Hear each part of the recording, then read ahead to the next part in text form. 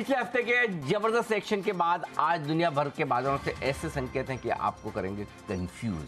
तेजी करें या मंदी, बाजार रुकेंगे या और गिरेंगे, संभलेंगे या फिसलेंगे।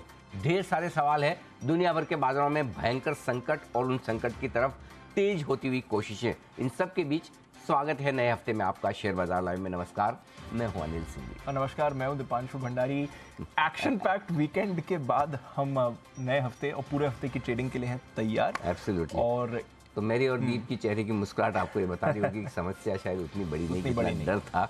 तो शुक्रवार से लेकर सोमवार के बीच में काफ़ी कुछ हुआ है। आइए पहले बता दें क्या कुछ हुआ है और उसके दम पर आज पूरा विश्लेषण होगा कि दुनिया भर के बाजारों के लिए और हमारे बाजारों के लिए SVB इस संकट के क्या मायने हैं, कितना असर पड़ सकता है, कितना पड़ चुका है और कितना पड़ना बाकी है।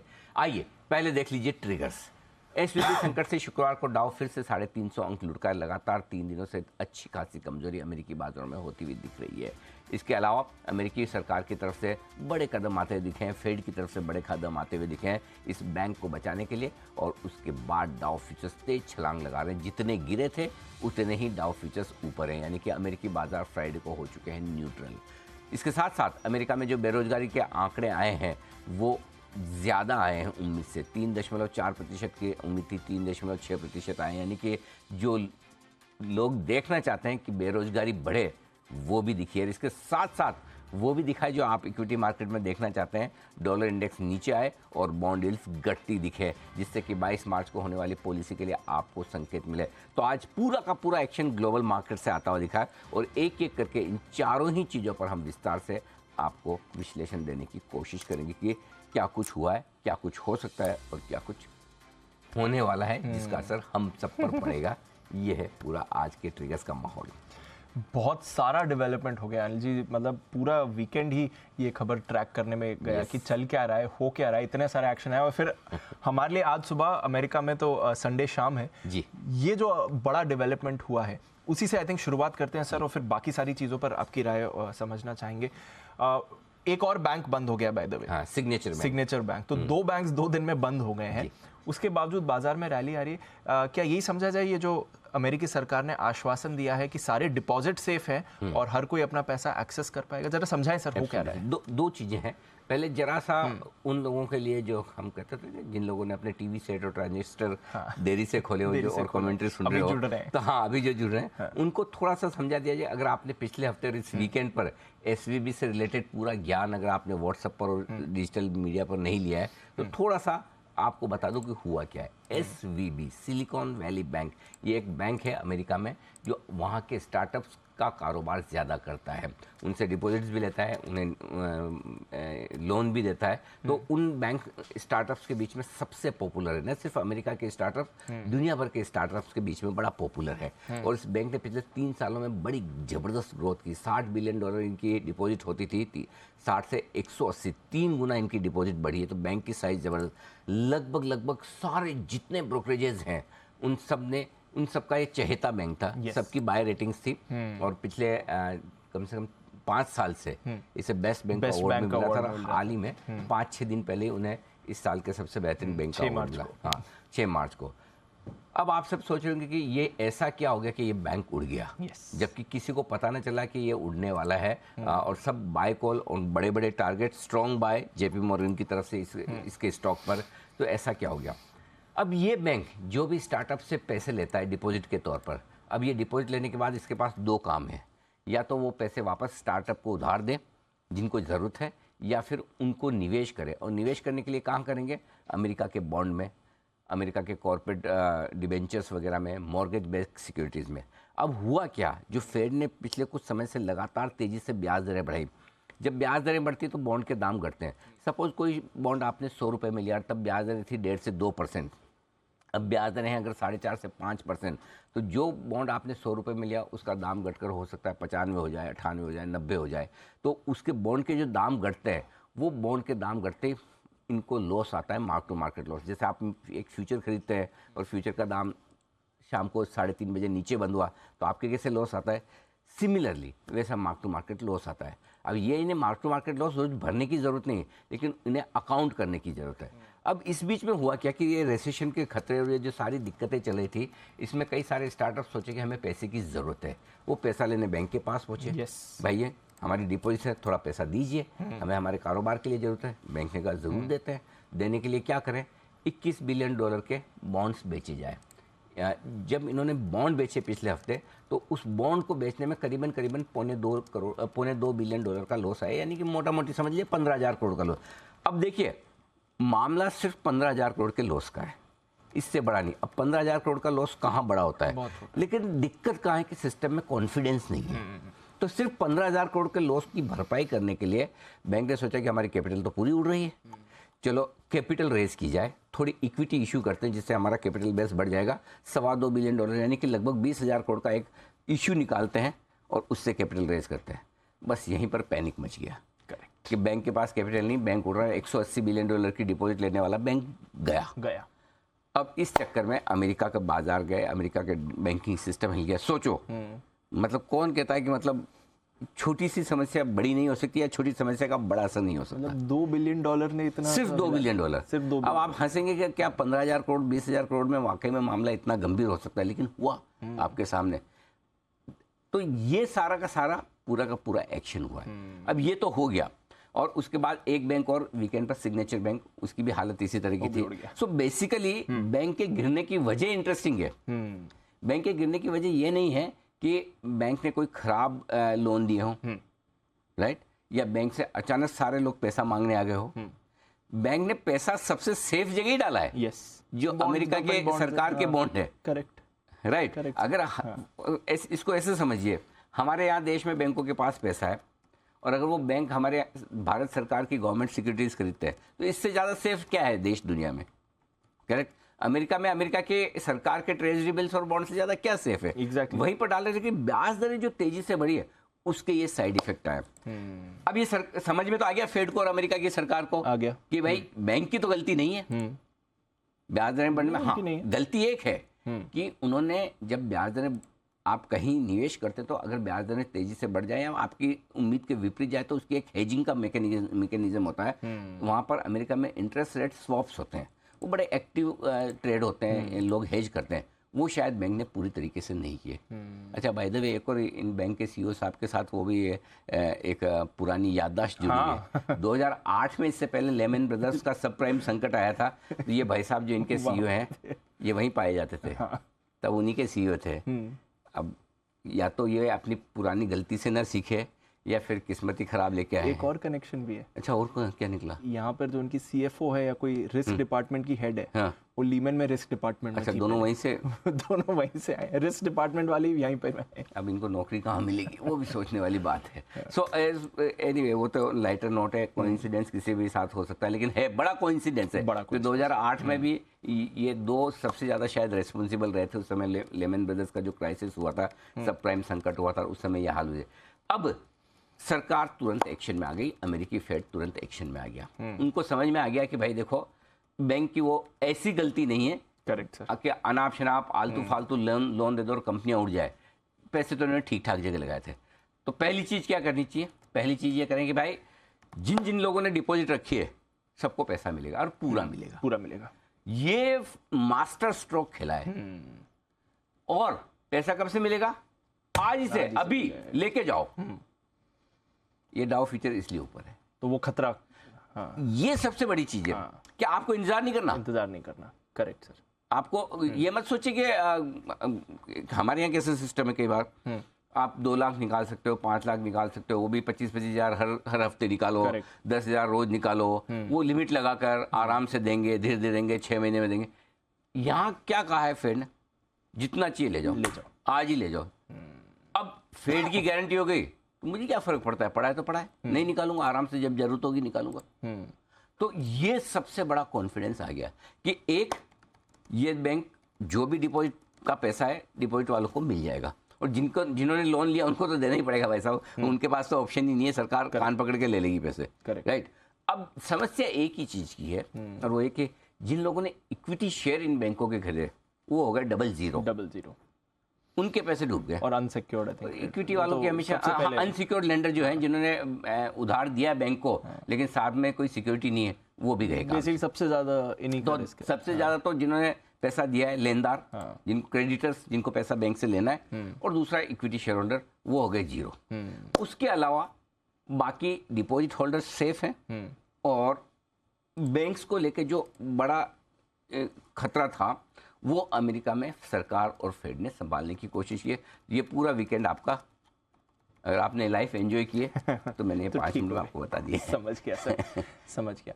अच्छा, एक चीज और, क्योंकि डाउ फ्यूचर्स जबरदस्त रैली लगा रहे हैं, एसजीएक्स निफ्टी 80 पॉइंट नीचे था, पॉजिटिव टेरिटरी में आ गया, बाकी बाजार भी रिकवर कर रहे हैं। फेड आगे क्या करेगा, इस पर थोड़ी आशा बन रही है, जरा ये दीप, आपको याद होगा ये बात हम शुक्रवार को ही कर रहे थे, हाँ, कि अब से 22 तारीख के बीच में बहुत कुछ है, बहुत और कुछ जरूरी नहीं कि आज हम आधा % मानकर चल रहे हैं, यानी आधा % ही हो। हाँ, कई सारी चीजें होती हैं, ये होगी ये नहीं पता था, राइट, ये तो कंप्लीटली सबके लिए आउट ऑफ सिलेबस है, हाँ, किसी को नहीं पता था। लेकिन यही खूबी और खासियत है बाजारों की, क्या आप कुछ भी चीज पक्का मानकर नहीं चल सकते कि यही होगा। अब क्या हो रहा है, पहली चीज जो सबसे बड़ी अमेरिकी बाजारों में तेजी की वजह, वो तो हमने समझा दी कि संकट शायद अमेरिका संभालने की कोशिश कर रहा है। दूसरी बड़ी चीज, संकट अमेरिका के फेड की वजह से आया है। आप ब्याज दर बढ़ाओ, धीरे धीरे बढ़ाओ भाई, ऐसे है ना, अनाप शनाप रोज बढ़ाते रहोगे भाई, लोगों को एडजस्ट भी तो होना पड़ेगा ना। बिल्कुल सर। आपकी ईएमआई बढ़ जाती है, लोगों की नौकरियां जाती है, सो वो सिस्टम पे स्ट्रेस तो आएगा ना। तो दूसरी चीजें का अब अमेरिका में 22 तारीख को एक बात निश्चित होगी कि अब आधा % ही बढ़ेगी, सॉरी 1/4% बढ़ेगी, 80% बोल रहे हैं कि अब 1/4% बढ़ेगी, और कुछ लोग ये मान रहे हैं कि बढ़ेगी नहीं। अभी गोल्डमैन सैक्स का वही आया, अभी 2 मिनट पहले, कुछ ये भी मानने लगे बढ़ेगी, ये अति उत्साहित है। हो सकता है ना भी बढ़े। अब न बढ़ने में भी कोई जरूरी नहीं कि 22 तारीख को तेजी हो जाए बहुत। अगर न बढ़ने के पीछे ये बोले कि बैंकिंग सिस्टम पे खतरा है और इसलिए नहीं बढ़ा रहे, तो उल्टा भी हो जाए, यू नेवर नो, हो सकता है। हाँ, कि अच्छा फेड इसलिए नहीं बढ़ा रहा, अगर फेड इसलिए नहीं बढ़ाया कि भाई हम महंगाई को काबू में कर लेंगे इसलिए हमें ब्याज दरें नहीं बढ़ाने की जरूरत है, तब तो कूदो, डांस करो। लेकिन अगर फेड इसलिए ना बढ़ाए कि नहीं भाई ये तो हमने जो एसवीबी में और सिग्नेचर बैंक में देखा, ऐसे 2500 निकल कर आ गए तो कैसे संभालेंगे, तो वो तो उल्टा मार्केट नेगेटिव ले लेगा। लेकिन इसका असर जो हुआ एक ही है। दूसरा जो अमेरिका में बहुत अच्छी बात हुई दीप, वो बेरोजगारी के जो आंकड़े आए वो बढ़कर आए, तो इस वजह से भी फेड को ब्याज दरें बढ़ाने के लिए थोड़ा सा धीमा होना पड़ा। तीसरा जो मार्केट का रिएक्शन आ रहा है, आप बॉन्ड मार्केट देखिए, 20 बेसिस पॉइंट ब्याज दरें घट गई, 0.4% के आसपास, मतलब बॉन्ड मार्केट ने डिस्काउंट कर लिया, ये आधा % होगी, 1/4% होगी, 3.5 के नजदीक जा रही है। 2 साल वाली तो और भी तेज गिर गई, 2 साल और तेज गिरी, आधा % गिर गई, 4.25 के आसपास आ गई, और नीचे 4.37 के आसपास आ गई, राइट। अब तीसरी चीज, डॉलर इंडेक्स, डॉलर इंडेक्स का कमजोर होना इक्विटी और कमोडिटीज के लिए ठीक होता है, डॉलर इंडेक्स भी आपको 105 के नीचे आ गया। सो कुछ कुछ चीजें बढ़िया हुई है ये सारी वीकेंड पे, वो शोर शराबे में सब दब गया, लेकिन ओवरऑल ये सारा का सारा अब तक का लबोदबा। अब इसमें एक ही चीज है सवाल, हाँ, जो समझने वाली बात, सो फार सो गुड, चीजें कंट्रोल में आ रही है।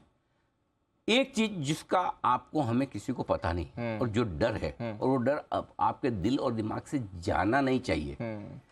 दाव को लाल निशान में देखें और बेहोश हो जाएं, और हरे निशान में देखें डांस करना शुरू करें, ये ठीक नहीं है। क्या डर है? एक बैंक, 2 बैंक सामने आए, क्या ऐसे मामले और कई अमेरिका में निकल कर आ सकते हैं क्या? ये ना मुझे पता है ना आपको पता है, इनका ही नहीं पता था। अरे सोचो, एसवीबी का नाम आया तब भी किसको पता था सिग्नेचर भी आएगा, सुना, हाँ, सोचा ही नहीं था सर, है ना। सो ये क्वेश्चन मार्क अभी भी है, लगा रहेगा।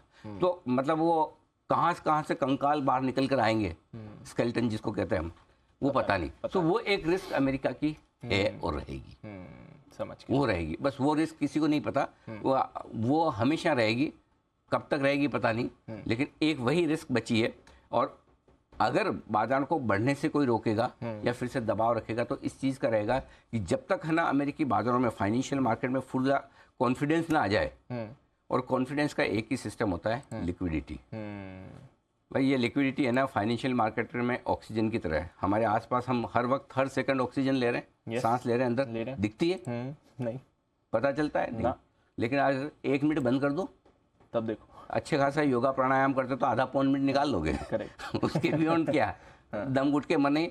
तो फाइनेंशियल मार्केट में पैसा ऑक्सीजन की तरह है, समझ गया। ऑक्सीजन दिखती नहीं, लेकिन उसकी हर सेकंड जरूरत है। फाइनेंशियल मार्केट में लिक्विडिटी और पैसा दिखता नहीं है, लेकिन हर सेकंड उसकी जरूरत है। समझ गया। तो इसलिए जब तक लिक्विडिटी और पैसा डालकर सिस्टम को होल्ड कर लेंगे, और जिनकी तकलीफ वाले बॉन्ड है, लाओ जी हमें दे दो, एक स्पेशल विंडो बना रहे हैं, Correct. जो पैसा चाहिए कम ब्याज पे हमसे ले लो, ये फेड करके संभाल लेगा तो ठीक, नहीं तो एक वो क्वेश्चन मार्क वाला है, वो मुझे आपको किसी को पता नहीं, उसका जवाब नहीं है। Got it sir. एक और इसमें फिर सवाल बनता है, क्योंकि इतने सारे डेवलपमेंट्स हो गए, दोनों तरह के हैं, पॉजिटिव भी डेवलपमेंट्स हैं, नेगेटिव भी डेवलपमेंट्स हैं। अब सिचुएशन को कैसे समझना है बाजार के रिस्क के हिसाब से, और सिचुएशन को कैसे समझना है हमारे लिए? दीप देखो, बाहर की रिस्क ब्रॉडली जो समझ में आ रही है कि कंट्रोल करने की कोशिश हो रही है, कर लेंगे क्योंकि बहुत फास्ट और स्विफ्ट एक्शन लिया है। मेन चीज़ ये कि आपको डिपॉजिट होल्डर को बचाना होता है, जिनके पैसे हैं, क्योंकि डिपॉजिट होल्डर हिल गया तो बचे कुछ पैसे भी बैंक से निकालेगा, कॉन्फिडेंस ही है ना। क्रेडिटर और शेयर होल्डर, उनकी तो समस्या लाइफ में हमेशा होती है, जो अनसिक्योर्ड है, उनका तो आप कुछ नहीं कर सकते। लेकिन डिपॉजिट जिसने पैसा अपना जमा पूंजी रखी है, उसको आपने कॉन्फिडेंस दिया, भाई तू डर मत, तेरा पैसा सेफ है, तो एक समस्या नहीं निकले। जहाँ तक हमारा सवाल है, देखो हमारे पास में अपने अभी कोई थॉट्स और विचार है नहीं तो हमें जो अमेरिका जी पढ़ाएंगे, सिखाएंगे, बताएंगे, हम उसके हिसाब से काम कर लेंगे। तो हमारा अपना दिमाग नहीं चल रहा है अभी, बहुत फ्रेंकली बता रहा हूँ मैं आपको। तो इसलिए हम पूरे ग्लोबल मार्केट्स को ही ट्रैक कर रहे हैं। Got it. आप पूरा देख लीजिए, फरवरी का महीना, मार्च की शुरुआत में हम ग्लोबल के दम पर चल रहे हैं। Yes. तो अमेरिका ठीक होगा, हम ठीक रहेंगे, अमेरिका खराब होगा, हम खराब होगा। रहा सवाल हमारे बाजार का। अब प्रॉब्लम क्या है, 3 दिन हम बढ़े, 2 दिन खाया पिया वापस निकल गया। ऊपर से ये बड़ी खबर ऊपर के नीचे समझ नहीं आता। खरीदारी 2 तरह के लोग करते हैं जी। एक वो जिन्हें जो शॉर्ट करके बैठे हैं और जिन्हें लगता है कि मुझे शॉर्ट काटनी है, या तो बहुत बुरी खबर आ जाए गैप से खुले तो मुझे शॉर्ट काटनी है, या दूसरा उन्हें लगे कि सब कुछ ठीक हो रहा है और मुझे शॉर्ट रहना नहीं चाहिए और किसी पर्टिकुलर लेवल के ऊपर मार्केट जाने की कोशिश कर रहा है तो मैं शॉर्ट काट लेता हूँ। तो एक तो शॉर्ट सेलर है जो खरीदने आता है। क्या वो आज खरीदने आएगा? जब तक शॉर्ट सेलर के लिए पहला स्टॉप लॉस ट्रिगर नहीं होगा तब तक वो खरीदने नहीं आएगा, वो इंतजार करेगा कि भाई खबरें तो आ रही हैं, ठीक है, खराब मार्केट में बीच बीच में कभी कभार कोई अच्छी खबर आएगी, मैं उसमें और बेचूंगा। तो शॉर्ट सेलर की बाइंग तो दिखती नहीं आज, ठीक है, अनलेस कि आप 17,600-650 को क्रॉस करके टिके। शॉर्ट सेलर तो 17,600-650 के पहले बहुत एग्रेसिवली काटने नहीं आएगा, छोटी मोटी काट सकते हैं। दूसरा कौन है? इन्वेस्टर या बायर, ट्रेडर या इन्वेस्टर। ट्रेडर को कोई हड़बड़ी जल्दबाजी है नहीं। अब रहा इन्वेस्टर। इन्वेस्टर कब खरीदना चाहता है? जब उसे 2 तरीके के इन्वेस्टर हैं। एक आम इन्वेस्टर जो उस दिन खरीदना चाहता है जिस दिन उसको ये लगे कि अभी नहीं खरीदूंगा तो 3:30 बजे भाव ऊपर होगा, या आज नहीं खरीदूंगा तो कल ऊपर होगा, इस हफ्ते नहीं खरीदूंगा तो अगले हफ्ते ऊपर होगा। एक उस तरह के इन्वेस्टर, तो उस तरह के इन्वेस्टर्स बहुत ज्यादा इस वक्त है नहीं, बचे नहीं है। हाँ, सही बात है। हाँ, तो खरीदारी का अभाव है, लेक ऑफ बाइंग, कि जब तक आपको ये कोई ऐसा तेजी का कारण ये ना दिखे कि अचानक से क्यों मार्केट भाग जाएंगे, तो तब तक वो नहीं आता। दूसरे इन्वेस्टर होते हैं फंड वाले, वो धीमे धीमे आराम से आते हैं। सो वो फंड की खरीदारी धीमे धीमे है, वो आती रहेगी। लेकिन बाकी फंड भी हो या कोई दूसरा आम इन्वेस्टर हो, वो इसलिए कूद के नहीं खरीदना चाहता कि कल नहीं मिलेगा, इसलिए थोड़ी बाइंग आना इंपॉर्टेंट है। और जब तक वो बाइंग फुल फ्लेज जोर से नहीं आती, और इन सबके बीच में FIs बेच ही रहे हैं, वापस से 2-3 दिन से दबा के बेचना शुरू किया। सो आई थिंक ठीक है, अच्छी बात ये, राहत की बात है कि हम बड़ी गिरावट से बच रहे हैं। yes, लेकिन बहुत बड़ी तेजी में अब हम भाग जाएं, उछल जाएं, तो मेरा ये मानना है अब भी उछाल आए, रिकवरी आए, आप ऊपर के लेवल पे धीमे धीमे हल्के होने की कोशिश कीजिए और नीचे के लेवल में इंपॉर्टेंट सपोर्ट लेवल के आसपास खरीदिए। दोनों ही काम जो आपको करने हैं वो स्ट्रिक्ट स्टॉप लॉस के साथ करने, क्योंकि इस हफ्ते मार्केट की वॉलेटिलिटी पिछले हफ्ते के मुकाबले में और बढ़ने की तैयारी है। कैंगारू मार्केट है, हाँ, बिल्कुल, वो सही पकड़ा है। 2 दिन मंदी देख लीजिए जिस तरह से, और आज फ्राइडे से लेके मंडे के बीच में छलांगे मार दी 4-5, तो ये रहेगा। तो थोड़ी सी सावधानी रखिए भाइयों, कम ट्रेड करें, न करें तो कोई बात नहीं। व्हाट्सएप पे, टीवी चैनल्स पे अपने एक्सपर्ट से जहाँ से SVB के बारे में ज्ञान ले सकें लीजिए। भाई वो कई बार दीप, वो एक बड़ी कहावत है, कोई बड़े गुरु ने कही, मेरा वाक्य नहीं है, मैंने भी कहीं पढ़ा है। उन्होंने कहा कि किसी भी मंदी के मार्केट की उपयोगिता तभी है जब आप उस मंदी के मार्केट के बाद ज़्यादा ज्ञानी होकर निकलें। यस। और तेजी के मार्केट का फ़ायदा तभी है जब तेजी के मार्केट के बाद आपके पास पिछली बार से ज़्यादा पैसा हो। हाँ, तो या तो पैसा कमाएं या ज्ञान कमाएं, ये ज्ञान कमाने का वक्त है। करेक्ट। लीजिए। ठीक है सर, चलिए अंडरस्टूड। तो इसी के साथ आज थोड़ा सेटअप लंबा हो गया क्योंकि काफ़ी सारी चीज़ें समझनी थी। अरे भाई साहब, यहाँ तो आप लंबे की बात कर रहे हो, नाक में दम कर रखा है, 3 दिन से फोन बज रहे हैं। सर क्या होगा, मतलब मैं बोला स्काई लैब थोड़ी गिर रहा है। हमारे स्कूल के जमाने में एक बार ऐसा बोला था, हाँ स्काई लैब गिरने वाला, दुनिया खत्म हो जाएगी। तो सबको लगा 2-4 दिन में जो जिंदगी के बचे हुए सारे काम कर डालो, कर दो। यहाँ पे ऐसा लग रहा है जैसे एसवीबी का मतलब स्काई लैब ही है कि ऐसा गिरा। शांति रखो भाई। लेमन ब्रदर्स के बाद हमने लाइफ हाई बनाए इतने बड़े बड़े। सो कोविड के बाद बनाए, कुछ नहीं, ये वक्त भी निकल जाएगा। देखो बहुत गिर गया तो लेना है, नहीं गिरा तो कोई बात नहीं। तो अपने तो लाइफ में पॉजिटिव रहना सीखो और जो है शांति से संभालो। नया ज़्यादा उछल कूद मत करो, जितना है उतना संभाल पाएं, उतना ही खाएं जितना पचा पाएं। अपना डाइजेशन सिस्टम खुद चेक करें और जितना है डाइजेशन सिस्टम आपका स्ट्रॉन्ग, उससे कम खाएं, थोड़ी जगह रखें। वैसे मार्च और मार्केट्स डेडली कॉम्बिनेशन है सर। बहुत ही बढ़िया, एकदम ठीक है सर। बताएं आज के संकेत। ग्लोबल संकेत है नेगेटिव साइड पर ही। मैं न्यूट्रल करूं नेगेटिव करूं मुझे समझ ही नहीं आ रहा, मैंने नेगेटिव रखे हैं। एफआईज के संकेत नेगेटिव हैं, घरेलू फंड्स के संकेत हैं पॉजिटिव, वायदा कारोबार के संकेत हैं न्यूट्रल, सेंटीमेंट है नेगेटिव, ट्रेंड है न्यूट्रल। एक लाइन और जोड़ना चाहता हूं जो दीप मैं लिखना भूल गया लेकिन 2 दिन पहले की, वही अपना आखिरी सपोर्ट जोन 17,250 17,350 है। 17 उसी में आप हैं। फ्रेश कमजोरी मंदी 17,250 के नीचे बंद होने पर लेनी है। जब तक 17,250 बंद क्लोजिंग बेसिस पे आप होल्ड कर रहे हो तब तक जितने हैं कमजोर उतने ही हैं। 17,250 आज के लिए आपके लिए एक ही लेवल ध्यान में रखना है, क्लोजिंग 17,250 के नीचे नहीं चाहिए। और बैंक निफ्टी वैसे तो क्लोजिंग 39,400 के नीचे नहीं चाहिए, लेकिन 39,900 के नीचे भी अगर होती तो मुझे थोड़ा सावधान होना है। तो मेरे पास 600 पॉइंट का क्वेश्चन बैंक निफ्टी में है, ठीक है, और करीबन 250 जो 150 पौने 200 पॉइंट का क्वेश्चन मेरे पास निफ्टी में। 1% का क्वेश्चन, 1% करीबन आपके पास दोनों क्वेश्चन है। सो आज 1% नीचे बंद नहीं होते हैं तब तक आप मतलब बड़े खतरे से सेफ हैं। मना तो नहीं कर सकते, बड़े खतरे से सेफ है, सिंपल। ठीक है, तो ये आपके लिए हो गया। और ट्रेडिंग रेंज के लोअर एंड पे जब आप आ जाएंगे तो आप थोड़ा ठीक हो जाएंगे। अब आइए आज के लिए बड़े लेवल 17,250 17,325 पहला और इम्पोर्टेंट सपोर्ट लेवल है। एक्चुअली आखिरी भी यही है मेरे लिए, लेकिन फिर भी अगर गलती से इसके नीचे चले जाए तो 17,100 17,150 अगला सपोर्ट जोन है। नहीं ये तो न तो मजबूत है न इम्पोर्टेंट है, अगला है बस, ठीक है। ऊपर की तरफ 17,425 17,500 है। इस रेंज में आप खुलकर शायद थोड़ा वक्त बिताने की कोशिश करेंगे।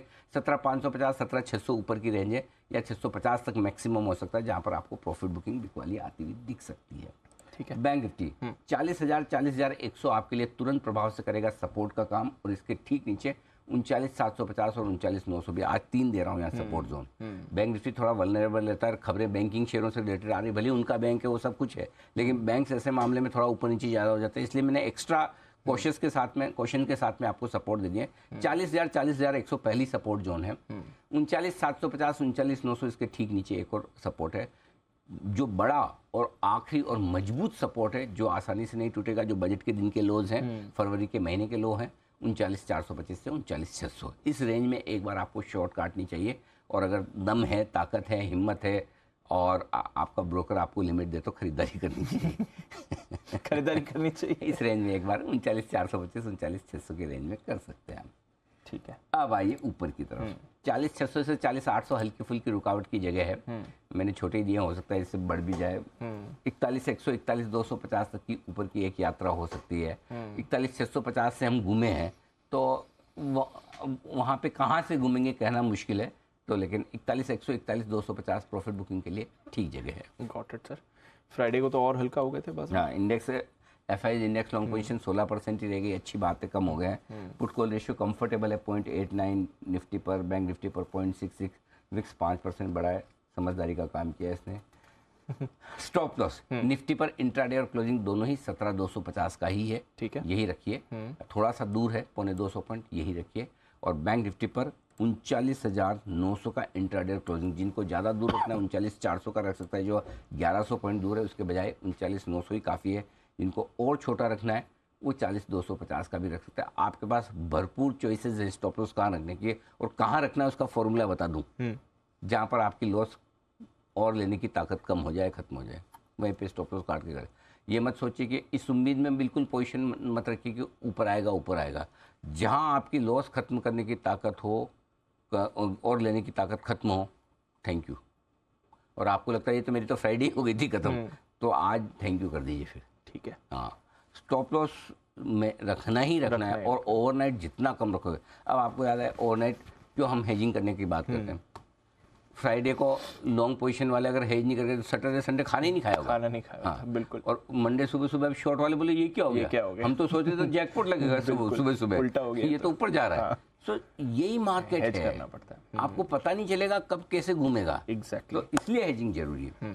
अब आइए शॉर्ट पोजीशंस, शॉर्ट पोजीशन का 17,600 या 650 जो आपको ठीक लगे वो लगा लीजिए।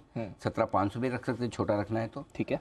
क्लोज बैंक निफ्टी पर 41,000 है, थोड़ा दूर रखना है 41,350 रखिए, और दूर रखना है 41,650 रखिए। अपनी मर्जी से स्टॉप लॉस आपको चूज करने की सुविधा आज दी जा रही है, उसका भरपूर लाभ उठाए। Got it sir. और क्लियर राउंड लेवल्स हैं तो ध्यान भी आसान से रख सकते हैं। नई पोजीशंस, निफ्टी बेचना है ऊपर आए 17,500 17,600 की रेंज में धीमे धीमे टुकड़ों में बेच सकते हैं। 17,700 का स्टॉप लॉस होगा, माफ कीजिएगा। 17,450 17,400 दो छोटे टारगेट है, 350 और 325 दो मीडियम टारगेट, 17,300 17,250 के बड़े टारगेट। इसके नीचे के देने का मन नहीं है और चाहता भी नहीं कि इसके नीचे जाए। जो लोग खरीदना चाहते हैं एग्रेसिव ट्रेडर्स 17,350 17,250 325 की रेंज में आए, वहाँ पर खरीदिए। 17,200 का स्ट्रिक्ट स्टॉप लॉस होगा, उसके नीचे जाने पर थैंक यू हो जाना है आपको। 17,400 450 दो बड़े टारगेट छोटे टारगेट, 500 मीडियम टारगेट, 17,575 17,600 के बड़े टारगेट। ये सारे निफ्टी पर एक खरीदारी की एक बिक वाली। बैंक निफ्टी पे क्योंकि वहाँ पर हम देख रहे हैं सर, एक डर था ओवर द वीकेंड की शायद बैंक्स पर भी इम्पैक्ट आए, बट क्योंकि अब सिचुएशन थोड़ी संभल गई है तो यहाँ पर क्या अप्रोच? बैंक निफ्टी बेचना है 41,141 350 ड्रीम लगता है, बट यू नेवर नो, आ जाए तो वहाँ पर बेचिए जरूर। 41,650 बहुत दूर का स्टॉप लॉस है, वही लगाना है। कर सके तो करिए, नहीं तो कोई जबरदस्ती नहीं है भाई। हर गेम में पार्टिसिपेट करना जरूरी है क्या? नहीं। अगर आपको खो खो खेलना आता है तो खो खो खेलिए, कबड्डी आता है तो कबड्डी खेलिए, है ना। अगर आपको टीटी आता है तो आप वो दोनों की स्किल्स बिल्कुल अलग है। तो अगर आप कर सकते हैं इस रेंज में तो करिए, आए ऊपर तो बेचिए। 41,100 41,350 की रेंज में आपको बेचना है और 41,650 का लगाना है स्टॉप लॉस। 40,850 40,700 दो छोटे टारगेट है, 40,600 और 40,500 के दो मीडियम टारगेट है, 40,350 और 40,250 तक के बड़े टारगेट के लिए करनी है बिक वाले। और ये सब तो चलता रहेगा डीप लाइफ में। जो कुछ अच्छी चीजें हो रही है वो भी जरा देख लीजिए। बिल्कुल, ऑस्कर मिल गया है, ऑस्कर मिल गया, बहुत बहुत बधाई। बिल्कुल पूरी टीम को बहुत बहुत बधाई। बेस्ट ओरिजिनल सॉन्ग कैटेगरी में मिल गया है अवार्ड। बड़े सम्मान इस साल, 2 इंडियन करेक्शन हैं इस साल ऑस्कर में। बहुत ही बढ़िया, जबरदस्त सर, बहुत ही बढ़िया और डिजर्वेडली। ये मूवी अभी तक मैंने देखी नहीं देखी। आज टीवी पे आ रही थी वीकेंड पे। अच्छा, तो अब तो टीवी पे भी आ गई। अच्छा, आ गई है टीवी पे। RRR ना इनफैक्ट। तो मतलब मूवी देखनी चाहिए, गाने के लिए मूवी देखनी चाहिए? दोनों फैक्टर्स। अब तो खैर अब तो ऑस्कर विनिंग मूवी आप देख चुके? देख चुका हूं। नुपुर सबने देखा, मल्टीपल टाइम्स देखी है। Multiple times. यस, दीप थोड़ा काम दिया करो। मल्टीपल टाइम्स देखने का मैं एक भी बार नहीं देख पाया, आप लोग मल्टीपल टाइम्स। अच्छा, मेरी ब्याह पे भी देख ली होगी। 15 मिनट में आके मुझे स्टोरी समझा देना। स्टोरी कुछ नहीं है सर, मजेदार मूवी है, मसाला मूवी है, बस मसाला मूवी है। चलो बढ़िया, पूरी टीम को बधाई। अच्छी और बढ़िया खबर है हमारी इंडस्ट्री के लिए, एंटरटेनमेंट इंडस्ट्री के लिए कि ऑस्कर अवार्ड मिला। वाकई में काफी सम्मान। आई थिंक न्यू हाई पे जो अब ऋतिक का डांस करते हैं ना, आई थिंक ये भी स्टेप अब आपको ऐड करना पड़ेगा। ये भी हो सकता है, बिल्कुल। डांस जबरदस्त। मुझे कभी कभी लगता है ये वाकई में ओरिजिनली इन्होंने इतना फास्ट डांस किया है, बाद में फास्ट फॉरवर्ड कर दिया। 1x किया ना, ऐसा लगता है 1.5x 2x हो सकता है, बट करते तो बहुत शानदार तरीके से। हाँ, मतलब आई डोंट नो, मतलब कोऑर्डिनेशन तो जबरदस्त है। मतलब हम डाउट कर सकते हैं, लेकिन उनकी प्रतिभा तो है ही है और नो वरीज कर भी सकते हैं फास्ट। और कई बार फिल्मों में एक बड़ा आराम ये भी होता है, टेक्स भी हो जाते हैं। हमारा तो रीटेक है ही नहीं, सिंपल जो किया वही बोल दिया निकल गया, वापस रिवर्स ही नहीं जा सकते हो। तो ये बड़ा फर्क है। लेकिन एक बड़ा और फर्क है दीप, जिस प्रोफेशन में अपनी फिल्मों की एंटरटेनमेंट की जो बात, जितने ज़्यादा रीटेक की सुविधा वहाँ होती है ना, उतने ज़्यादा पैसे मिलते हैं। तो हमारे रीटेक नहीं होते, इसमें पैसे बहुत कम मिलते हैं। जल्दी छुप जाते हैं। सर हम बात कर रहे थे बैंक निफ्टी खरीदारी करने की, कहाँ पहुंचे थे हम? खरीदने की बात हो गई थी, अब बेचने की बात कर रहे हैं। एग्रेसिव सेलर ट्रेडर्स अगर जो शुक्रवार का हाई है उसके ऊपर 40,850 के स्टॉप लॉस से बेच सकते हैं बैंक निफ्टी को। नीचे के टारगेट जो बनेंगे 40,350, 250 और 40,103 छोटे टारगेट, 40,000, 39,902 मीडियम टारगेट, 39,825, 750, 39,600 थोड़े लेवल्स ज़्यादा है, लेकिन मूड माहौल के हिसाब से ज़्यादा रख लेने में कोई हर्ज नहीं। रखिए, नहीं काम आए तो कोई बात नहीं। और जो लोग खरीदना चाहते हैं 39,425 से 39,600 की रेंज में आए वहाँ पर खरीदेगा, बिल्कुल। नहीं आए तो कोई बात नहीं, आपका क्या ले गया, 39,300 का स्ट्रिक्ट स्टॉप लॉस होगा। टारगेट जो बनेंगे दीप वो 39,750, 825 और 39,900, ये 3 छोटे टारगेट है। 40,000, 40,075 2 मीडियम टारगेट, 40,250 से 40,350। लेकिन इस रेंज में आए तो एक चांस जरूर लेना स्टॉप लॉस 300 का लगाकर। एग्रेसिव ट्रेडर्स ये थोड़ा ऊपर में ले सकते हैं, और आपके लिए खरीदने के लिए बढ़िया जगह 39,900 से 40,075 की निकल कर आती है, और 39,750 का आपको लगाना होगा स्टॉप लॉस। टारगेट आपके बनेंगे 40,250, 350 और 40,500, 3 छोटे टारगेट हो गए। 40,600, 700 और 40,825 तक के टारगेट के लिए ऊपर में आप एग्रेसिव ट्रेडर के तौर पर कर सकते हैं खरीदारी। Got it sir. तो बैंक निफ्टी दोनों तरफ बाय और सेल में अग्रेसिव ट्रेडर्स को मौका मिलेगा। थोड़ा डेटा भी समझा जाए सर, और साथ ही आज के कुछ वायदा कारोबार के इंपॉर्टेंट लेवल्स। जीएनएफसी बलरामपुर दोनों वायदा कारोबार के बैन में है, वहाँ पर तो कोई चेंज। डेटा भी समझाना दीप, और एक चीज़ और कहनी है एसवीबी को लेकर, अगर आपके अभी भी कोई सवाल है, वैसे तो हमने अच्छे से समझाने की कोशिश की है, आपको समझ में आएगा। फिर भी अगर आपको कोई है सवाल तो मुझे ट्विटर पे भेज दीजिए, मैं शो के दौरान बीच बीच में कुछ जो सवाल है मैं और दीप को लेने की कोशिश करेंगे। अगर उससे रिलेटेड आप और कुछ भी जानना समझना चाहते हैं कि भाई क्या है क्या नहीं, वैसे हमने वीकेंड पे मैंने दीप ने मिलके बड़ी डेटा बनाकर बहुत सारी चीज़ें करी हैं, बहुत सारी की कि भाई चलो शॉर्ट में भाई हमें जल्दी से कैसे समझाना है कि लोगों को सारी चीज़ें पता भी चल जाए क्या हुआ है और उसका असर क्या है। फिर भी अगर आपको लगता है कुछ और चीज़ आप जानना चाहते हैं तो प्लीज़ बताइएगा। ठीक है। अब आप क्या पूछ रहे थे जी? फंड्स का डेटा और वायदा कारोबार के लेवल्स। फंड के डेटा में कैश मार्केट में बिकवाली की है, और अच्छी खासी बिकवाली, करीबन 6,000 करोड़ की बिकवाली है एफआईएस की तरफ से। 2,000 करोड़ की कैश में, 1,600 करोड़ के इंडेक्स, 2,400 करोड़ के स्टॉक फ्यूचर्स, 6,000 करोड़ की डायरेक्शनल बिकवाली, बड़ी बिकवाली है। ये बड़ी समस्या है बजाय एसवीबी के। जिन लोगों को लग रहा है कि एसवीबी लाइफ में बड़ी समस्या, उनको हमारे लिए तो ये ज़्यादा है कि एफआईएस की बिकवाली ज़्यादा बड़ी है बजाय एसवीबी के, तो ये रुके तब ना, मतलब डायरेक्शनली बड़ा। हाँ, बड़ा अमाउंट।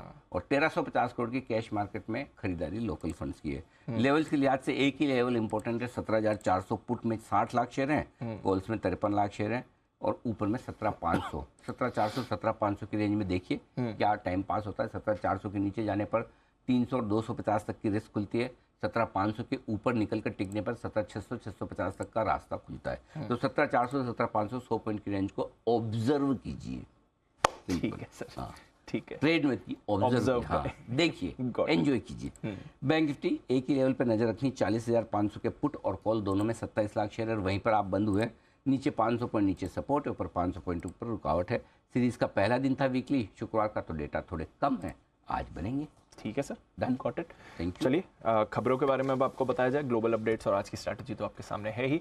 कुशल, अरमान, नुपुर और साथ ही आशीष हमारे साथ तैयार। कुशल, मॉर्निंग बताएं क्या कह रहे हैं आज के ट्रिगर्स। मॉर्निंग दीप, ट्रिगर्स में आज फरवरी महीने के जो रिटेल महंगाई दर आंकड़े हैं वो आपके सामने आते हुए दिखेंगे। साथ ही आपको गेल, नाल्को और सन टीवी, इन तीनों पर ध्यान रखना है क्योंकि इनको डिविडेंड को लेकर कंपनी की बोर्ड बैठक होने वाली है। येस बैंक भी फोकस में रहेगा। एसबीआई की जो हिस्सेदारी उसका लॉक इन आज खत्म हो जाएगा। साथ ही वीआरएल लॉजिस्टिक्स, इसका बायबैक आज से खुलता हुआ दिखेगा। 27 मार्च तक ये बायबैक खुला रहेगा। टेंडर ऑफर के जरिए 700 रुपये प्रति शेयर के भाव पर यह बायबैक किया जाएगा। बजट सेशन जो है पार्लियामेंट का, वो भी रिज्यूम होता हुआ दिखेगा, तो यहाँ पर भी फोकस रखिए। और ग्लोबल सर्फेसिस, इसका आईपीओ आज से खुलेगा। 15 मार्च तक ये आईपीओ खुला रहेगा। कुल इश्यू साइज 155 करोड़ रुपए का इनका है। और यहाँ पर मैं आपको बता दूं कि जो एंकर निवेशक हैं, करीबन 46.5 करोड़ इन्होंने उससे एंकर निवेशकों से ऑलरेडी जुटा लिए हैं। साथ ही आपको यहाँ पर फोकस रखना है, जो ग्लोबल सर्फेसिस का प्राइस बैंड है 133 से 140 रुपए प्रति शेयर के भाव पर है। लॉट साइज 100 शेयरों का यहाँ पर रखा गया है। और 9 बजे अनिल जी के साथ आईपीओ पर चर्चा भी करेंगे और जानेंगे अनिल जी का कि क्या राय है इस आईपीओ में, आपको क्या करना है, तो वो भी आ रहा है, उसके लिए भी जुड़े रहे हमारे साथ। अरमान, मॉर्निंग बताएं क्या है आपके पास खबरें आज की। जी, सबसे पहले अगर आप देखेंगे महिंद्रा सीआईए, यहाँ पर रिपोर्ट्स हैं कि जो महिंद्रा सीआईए में आज जो है ब्लॉक डील संभव है। एमएनएम लगभग 4.6% जो हिस्सेदारी है वो बेच सकती है। फ्लोर प्राइस 335 का बताया जा रहा है, जो कि मौजूदा भाव से अगर आप देखेंगे लगभग 15% डिस्काउंट पर है। उसी के साथ साथ अगर आप टोटल होल्डिंग देखेंगे उनकी लगभग दिसंबर 2022 में, जब अगर एमएनएम की होल्डिंग लगभग 9.25% थी।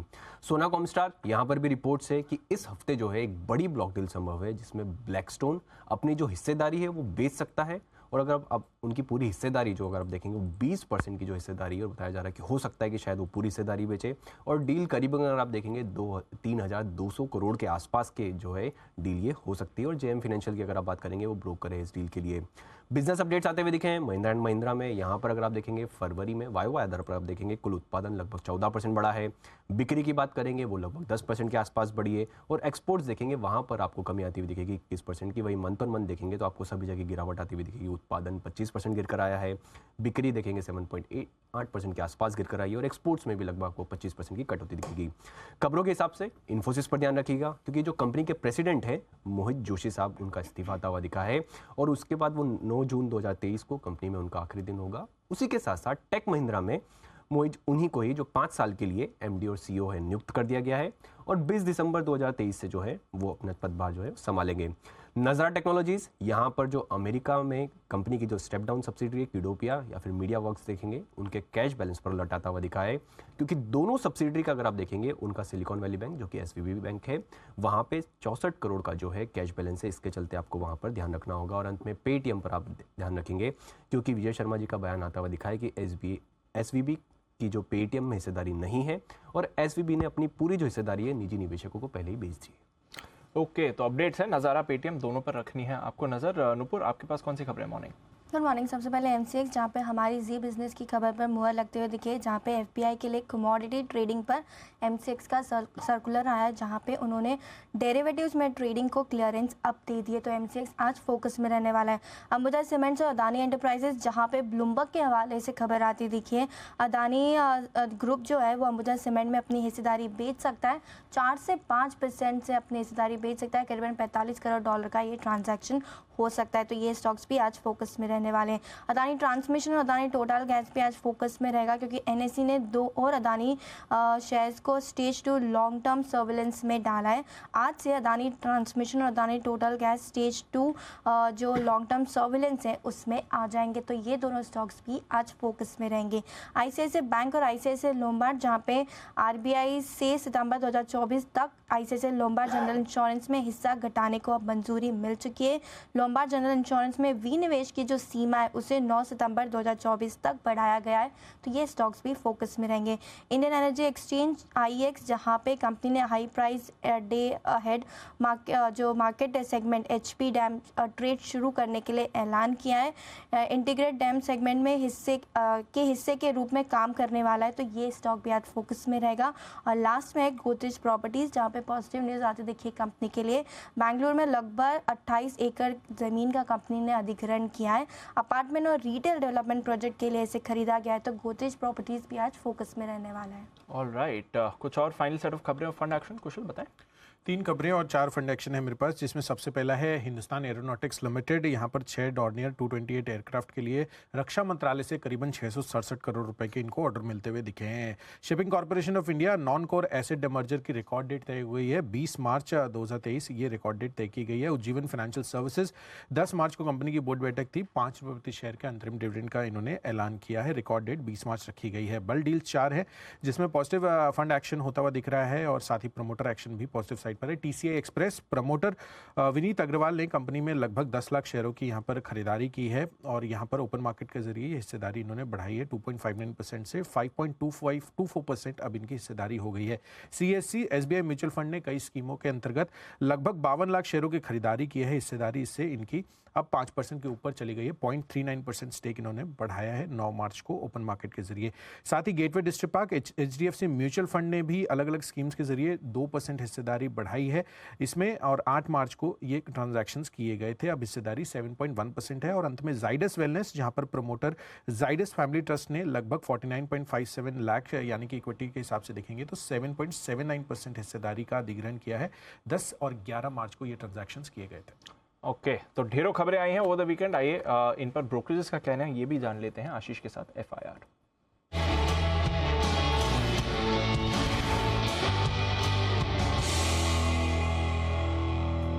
मॉर्निंग आशीष, क्या कहती हैं आज की reports? Good morning Deepanshu. Tech Mahindra के साथ शुरुआत करते हैं। यहाँ पर अगर आप देखें तो नए MD की नियुक्ति के बाद ढेर सारी रिपोर्ट्स हैं। CLSA देखिए रेटिंग को अपग्रेड कर दिया है, पहले रिड्यूस की रेटिंग थी, अब अक्यूमुलेट की राय दे रहे हैं। लक्ष्य भी देखिए 1100 से बढ़ाकर 1200 कर दिया है। 1061 रुपये की जो है क्लोजिंग है। इसके अलावा सिटी अगर आप देखें तो न्यूट्रल की रेटिंग को बरकरार रखा है, लक्ष्य 1025 से बढ़ाकर 1120 कर दिया है। JP मॉर्गन ने न्यूट्रल की रेटिंग को बरकरार रखा है, 1100 रुपये का लक्ष्य दिया है। और नोमेरा खरीदारी की राय दे रहे हैं 1260 रुपये के लक्ष्य के लिए। सबसे ज़्यादा बुलिश जो है नोमेरा नजर आ रहे हैं 1260 रुपये के लक्ष्य के साथ। इसके अलावा अगर आप देखें तो आपको और भी नजर रखनी चाहिए इन्फोसिस पर, जहाँ पर JP मॉर्गन की तरफ से रिपोर्ट आई है। न्यूट्रल की रेटिंग को बरकरार रखा है, 1700 रुपये का लक्ष्य दिया है, 1472 की क्लोजिंग है। मान रहे पिछले 6 महीने में देखें तो दूसरा डिजिग्नेशन है। CLSA खरीदारी की राय को बरकरार रखे और इनसे थोड़े से ज़्यादा ही बुलिश है क्योंकि 1800 रुपये का लक्ष्य इन्होंने बरकरार रखा है। इंडसइंड बैंक यहाँ पर भी नजर रखिएगा, मैक्वायरी की तरफ से रिपोर्ट आई है जहाँ पर टारगेट दिया है 1510 रुपये का, 1145 की क्लोजिंग है। मॉर्गन स्टैनली ने ओवरवेट की रेटिंग को बरकरार रखा है, 1145 की क्लोजिंग, 1525 रुपये का लक्ष्य है। और JP मॉर्गन ने रेटिंग को कर दिया है डाउनग्रेड। पहले ओवरवेट की राय दिया करते थे, अब न्यूट्रल की रेटिंग दे रहे हैं। लक्ष्य भी अगर आप देखें तो इन्होंने थोड़ा सा यहाँ पर एडजस्ट किया, 1400 से घटाकर 1060 रुपये कर दिया है। इसके अलावा HDFC बैंक यहाँ पर मैक्वायरी आउट परफॉर्म की रेटिंग को बरकरार रखे हैं, लक्ष्य 2005 से बढ़ाकर 2110 रुपये कर दिया है। ICICI बैंक पर मैक्वायरी ने आउट परफॉर्म की रेटिंग को बरकरार रखा है, लक्ष्य 1050 से बढ़ाकर 1145 कर दिया है। एक्सिस बैंक पर मैक्वायरी ने न्यूट्रल की रेटिंग को बरकरार रखा है, लक्ष्य 790 से बढ़ाकर 940। और अंत में ICICI लोम्बार्ड जहां पर मॉर्गन स्टैनली की तरफ से रिपोर्ट आई है, यहां पर ओवरवेट की रेटिंग को बरकरार रखा है, 1045 की क्लोजिंग है और 1400 रुपये का इन्होंने लक्ष्य दिया है। ओके, तो ये है आपके लिए सारी की सारी रिपोर्ट्स। और जिनमें सबसे इंटरेस्टिंग रिपोर्ट्स है इंडसइंड बैंक पर, जहाँ एक और टारगेट बढ़कर भी आ रहे हैं और 1550 और 1525 के टारगेट जेफरीज और मॉर्गन स्टैनली के। वहीं JP मॉर्गन ने टारगेट तेजी से काटा है, 1400 से घटाकर 1060। और उनका ये माना कि उम्मीद तो 3 साल की थी, सुमंत कठफलिया साहब की आए 2 साल। तो बड़े दुखी हो गए, 1 साल आगे के में दुखी हो गए। लेट्स सी मार्केट कैसे रिएक्शन देता है। तो बेहद इंटरेस्टिंग रिपोर्ट्स है for a change banking sector पर, टारगेट बढ़कर अच्छी रिपोर्ट्स मैक्वायरी की तरफ से आती हुई। आइए, एक्सपर्ट्स का दमदार पैनलिस्ट आपके लिए तैयार। सोमवार की सुबह वक्त है पिक ऑफ द वीक का।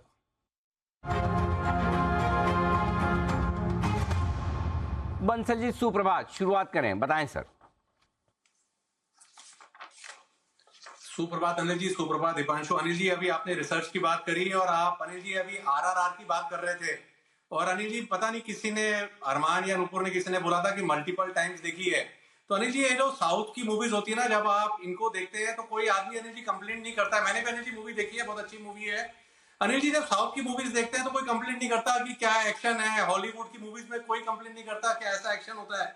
बट सेम अनिल जी उस तरीके का हाई प्रोफाइल एक्शन बॉलीवुड की मूवीज में होता है ना, तो लोगों को अनिल जी दिक्कत शुरू हो जाती है कि यार ऐसा रियलिटी में नहीं होता है। तो उस समय अनिल जी आप ही का डायलॉग याद आता है कि तुम्हारा कुत्ता कुत्ता, और मतलब कि तुम्हारा कुत्ता टॉमी और हमारा कुत्ता कुत्ता। अनिल जी आपका डायलॉग याद आता है। तो जिसने अनिल जी मल्टीपल टाइम देखी है उससे आप पूछिए कि उसके भी तो जो हाई प्रोफाइल फ्रेंड्स होंगे उनको बड़ी दिक्कत होती है जब इस तरीके का एक्शन बॉलीवुड की मूवीज में होता है। मैं आपकी व्यथा समझ गया। पंजाबी आती है आपको? चल, हाँ बंसल जी आती है पंजाबी? पंजाबी बोलना अनिल जी 8 बजे के बाद तो पूरी आती है, उससे पहले टूटी फूटी आती है, लेकिन समझ में पूरी आती है अनिल जी। साड़ा कुत्ता कुत्ता, तोड़ा कुत्ता टोमी। इसको 108 बार आज लिखे, बोलकर याद करें शाम को मार्केट बंद होने के बाद, फिर बाद में कभी भी आपसे पूछा जाएगा। चलिए, तो बंसल जी की व्यथा यह है कि बॉलीवुड मूवी में एक्शन आता है तो समस्या है। बात तो बंसल जी की पॉइंट तो ठीक है, ये बात तो सही है। बॉलीवुड वाले करते तो बोलते कि ये तो कॉपी मार रहे करें। साउथ में तो देखिए क्या है, द ग्रेट रजनीकांत साहब ने जब से है ना वो एक गोली को 2 टुकड़ों में चाकू से तोड़कर चलाने वाला सिस्टम किया ना, उसके बाद कोई भी चीज़ वहाँ अनरियलिस्टिक और अनरीजनेबल नहीं लगती। जी बंसल जी, बताएं सर, वीकेंड पर ये पिक्चर ही देखी है, कुछ काम भी किया है? नहीं अनिल जी, काम तो भरपूर करा है, भरपूर काम करा है अनिल जी। मूवीज तो अनिल जी मैं अब दूसरी देख रहा हूँ अनिल जी, ओटीटी के प्लेटफॉर्म की चीजें देख रहा हूँ जो नहीं आई हैं। ओके। और जो मेरा पिक ऑफ द वीक है वो है ग्लेनमार्क फार्मा। ग्लेनमार्क फार्मा पर खरीदारी की राय है। 417 417 का स्टॉप लॉस है, 444 का टारगेट है। टेक्निकल स्ट्रक्चर अच्छा है। मार्केट के लास्ट 2-3 दिन के जो टर्मोइल था उसमें बिल्कुल भी वीकनेस देखने को नहीं मिली। पॉजिटिव क्रॉसओवर था और चलते चलते शुक्रवार को इसके अंदर एक ब्रेकआउट भी देखने को मिला है। ग्लेनमार्क है वो stock pick of the week के तौर पर। सुप्रभात सुमित जी, बताएं सर आपका pick of the week. Good morning Anil ji, good morning Anil ji. Anil ji, इस हफ्ते जिस स्टॉक पे नजर रखना है वो है मारुति। मारुति के अंदर लोअर लेवल से लास्ट वीक फ्राइडे के सेशन में रिबाउंड देखने को मिला था। मारुति यहाँ से अभी कंटिन्यू ऊपर का मूव दिखाना चाहिए, जिसके अंदर 8750 का पहला टारगेट बनेगा, 8800 का इसके अंदर दूसरा टारगेट बनेगा। इंट्राडे में कोई भी डिप मिलता है 40-50 रुपए का, तो लोअर लेवल से इसमें खरीदारी करके चलने का सलाह रहेगा। स्टॉक का जो नीचे में सपोर्ट और स्टॉप लॉस बनेगा वो 8475 का बनेगा। 8475 के स्टॉप लॉस से मारुति के अंदर खरीदारी करके चले, और इस हफ्ते के अंदर ऊपर में जो टारगेट देखने को मिल सकते हैं 8750 का पहला टारगेट, 8800 का दूसरा टारगेट, ये दो टारगेट्स को ध्यान में रखते हुए मारुति में खरीदारी करें। मारुति में करें खरीदारी, ये राय सुमित जी की। आइए कुणाल जी का भी किया जाए स्वागत। सुप्रभात कुणाल जी, सोमवार की सुबह क्या पसंद है आपको? अनिल जी, आपकी टाई पसंद है अनिल जी। सुप्रभात आपको, सुप्रभात दीपांशु को। अनिल जी, इतनी ग्रीन टाई अनिल जी, आप कहना क्या चाह रहे हैं अनिल जी? कहना नहीं, करना बहुत कुछ चाह रहा हूँ लेकिन हो नहीं पा रहा। मैंने ग्रीन टाई पहनी है। जैन साहब ग्रीन चाय का आनंद लेते हुए पाए गए थे वे भी। जरा दिखाइए जैन साहब, दिखाइए कब कहाँ है आपका, दिखाइए। हाँ ये देखो, ये ग्रीन टी है ना? ग्रीन टी है सर, ये देखिए। बिल्कुल, तो हम हमारी तरफ से पूरी कोशिश कर सकते हैं कि जितनी हरियाली दिखे टीवी स्क्रीन पर। जी कुणाल जी। अनिल जी, जो लाइट ब्राउन टी होती है उसी को ग्रीन टी कहा जाता है, तो बिल्कुल ग्रीन ही लग रही है अनिल। अच्छा, हाँ एक चीज मैंने नोटिस की, ग्रीन टी का कलर ग्रीन क्यों नहीं होता? ग्रीन थोड़ा सा तो होता है। नहीं होता, वो ब्राउन ही होता है, लाइट ब्राउन ही होता है। सही बोल रहे कुणाल जी। ये सवाल एक दो बार पहले भी मेरे पास आया, लेकिन मुझे ये नहीं पता चला कि पूछूं किससे, इसलिए अब तक पूछ नहीं पाया। कुणाल जी बताइए, चाय के विशेषज्ञ आप ही हैं। अनिल जी देखिए, बिल्कुल आप सही कह रहे हैं अनिल जी। पत्तियां असल में अनिल जी जब वो निकलती हैं तब वो ग्रीन होती हैं, लेकिन फिर उसको प्रोसेस कर दिया जाता है तो वो डार्क हो जाती हैं। और फिर जब वो हम पका लेते हैं तो वो उसका कलर और अलग हो जाता है। तो अनिल जी जब तक वो कप में आती है तब तक ब्राउन हो जाती है अनिल जी। तो असल में ग्रीन होती है शुरुआत में, इसीलिए ग्रीन टी नाम। ये बात कुछ हजम नहीं हुई सारी पत्तियां ग्रीन ही होती है, तो फिर खाली ग्रीन टी का ही नाम ग्रीन क्यों? इस बार भाइयों, अगर आपके पास कोई विशेष जानकारी है तो प्लीज मुझे ट्वीट करके बताएं, ग्रीन टी का नाम ग्रीन क्यों है जबकि कलर तो ब्राउन है। अगर आप लोगों के पास कुछ ज्ञान है तो प्लीज मुझे ट्विटर पे, सोशल मीडिया पे भेजिए, जल्दी से बताइए। तब तक कुणाल जी बताइए, पिक ऑफ द वीक ज्ञान आ रहा है आपके लिए जी। अनिल जी, खरीदारी की राय है और खरीदना है ONGC को। ONGC मुझे लगता है कि अनिल जी एक बाजार को आउट परफॉर्म कर रहा है। जितनी तेल गैस से जुड़ी कंपनियां हैं सबके चार्ट मजबूत है। ONGC के चार्ट में हमने करेक्शन देखा एक दिन का, और उसके बाद शुक्रवार को हमने नीचे के लेवल से अच्छी रिकवरी देखी। तो मुझे लगता है कि यहाँ पर वापस से आपको 159, 162 के लेवल्स देखने को मिलेंगे। 159, 162 के टारगेट के लिए खरीदारी करें। स्टॉप लॉस रख ले 154 रुपए 75 पैसे। 154 रुपए 75 पैसे के स्टॉप लॉस के साथ मुश्किल से 1 रुपए नीचे का स्टॉप लॉस खरीदारी करनी है आपको ONGC में। जैन साहब गुड मॉर्निंग, स्वागत है आपका। बताएं sir, pick of the week. Very good morning Anil ji. First of all तो आज RRR की बात हो रही थी अनिल जी, तो इसके ऊपर तो हमने स्पेशल शो भी किया था Anil ji, risk reward ratio के नाम से। राकेश झुंझुनवाला, रमेश दमानी जी और Radha Kishan ji Damani, 3R of markets, तो हमारे चैनल पे बहुत जबरदस्त हिट रहा वो शो। फिर उसके बाद मैंने वो गेलीज पहन के उस शो में आया था मैं, तो मुझे तो बहुत अजीज था वो शो। अरे वाह, क्या बात है। हाँ, वो शो तो बड़ा जबरदस्त रहा। जो हीरो जी और जो आप ग्रीन टी की बात करें अनिल जी, ग्रीन टी से भी एक और बेटर वर्जन होता है, लेसर प्रोसेस्ड, वो है व्हाइट टी। उसके बारे में मैंने पहले बोला हुआ है।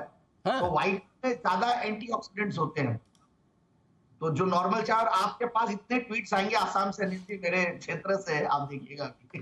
अच्छा, ओहो। व्हाइट टी, ग्रीन टी, वो व्हाइट टी बहुत महंगा होता है बट उसकी ईल्ड बहुत अच्छी होती है, उसका जो चढ़ावा बोलते हैं बहुत। तो जो लोग जयपुर आते हैं, आप उनको ऐसा उनका स्वागत करते हैं व्हाइट टी के साथ? कभी ऐसा मैंने सुना, देखा। पहले पिला रहा था मैंने, तो सस्ता पड़ता है। अच्छा, एक बार लगता है कि महंगा पड़ता है, सस्ता पड़ता है, अच्छा, कम डालनी पड़ती है। हाँ, दीप पूछे खाली दूध ही तो नहीं है उसमें? व्हाइट टी के नाम पे पत्ती नहीं डालते, जैसा बोले पतला वाला दूध डाल के पिला दो, बोले ये व्हाइट टी है। बताएं सर, आपका pick of the week. Yes, pick of the week में श्री सीमेंट, मुझे सीमेंट सेक्टर अच्छा लग रहा था। इनफैक्ट परसों जो फ्राइडे वाला जो मार्केट था उसमें भी एक आउट परफॉर्म कर रहा था। और OFSS अगेन एक बहुत बड़ी सॉफ्टवेयर कंपनी है वर्ल्ड ओवर, और वो इनफैक्ट FNO में है मगर काफी कम चलता, सुस्त माना जाता है, तो इसलिए बढ़िया रहता है कि ऐसे मौके में और ऐसा जो समय है उस हिसाब से ऊपर के लेवल से बहुत बढ़िया करेक्ट हुआ स्टॉक है। डाउनसाइड रिस्क कम लगती है, बहुत अच्छे सपोर्ट पे एंड स्ट्रॉन्ग पेडिग्री वाली कंपनी। और HPBP, मुझे ये दोनों ठीक लग रहे हैं। क्रूड ऑयल और जो अब स्टेबिलिटी आई है क्रूड ऑयल में, और प्लस इनके भी रियलाइजेशंस में जो स्टेबिलिटी और अब बढ़िया हो रहा, प्रॉफिटेबिलिटी आगे आने वाले दिनों में अच्छी दिखेगी। बाकी ये सारे जो भी गैस डिस्ट्रीब्यूशन वाली कंपनियां सुर्खियों में थी, तो IGL एक बहुत बढ़िया स्टॉक मुझे लगता है। और last but not the least Anil ji, मेरा जो main pick of the week है वो है JB केमिकल्स एंड फार्मा।